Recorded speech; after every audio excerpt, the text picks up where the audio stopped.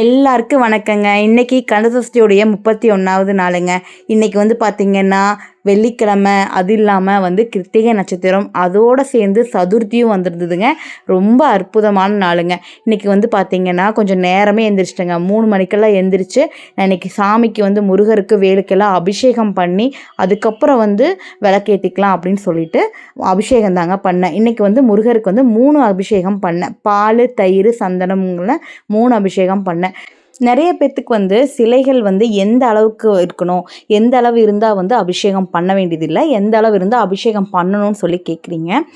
சிலைகள் வீட்டில் வழிபாடு பண்ணும்போது முடிஞ்ச வரைக்கும் நமக்கு மாதத்தில் ஒரு நாளாவது நம்ம அபிஷேகம் பண்ணுறது அப்படிங்கிறது ரொம்பவே நல்ல விஷயம். இல்லை எங்களால் அபிஷேகம் பண்ண முடியாது அப்படின்னு யோசிக்கிறவங்க ஒரு அடிக்கு கீழே இருக்கிற சிலைகளை வாங்கிக்கோங்க.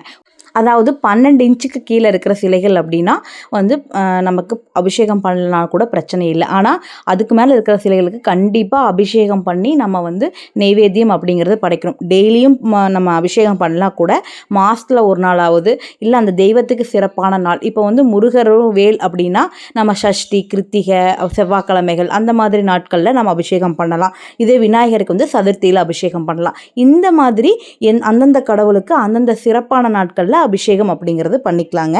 மாதம் அபிஷேகம் பண்ணாமல் விட்டாலும் கடவுள் என்ன தண்டிச்சிருவாரா அப்படின்னு சொல்லி கேட்குறீங்க. கண்டிப்பாக இல்லைங்க. அப்படியெல்லாம் என்றைக்குமே கடவுள் தண்டிக்கிற கடவுள் இல்லைங்க. நம்மளை காப்பாற்றுறதுக்கு தான் கடவுள். உண்மையான பக்தியோட உங்களுக்கு தெரிஞ்சதை உங்களால் முடிஞ்சதை பண்ணுங்கள், கடவுள் ஏற்றுக்குவாருங்க.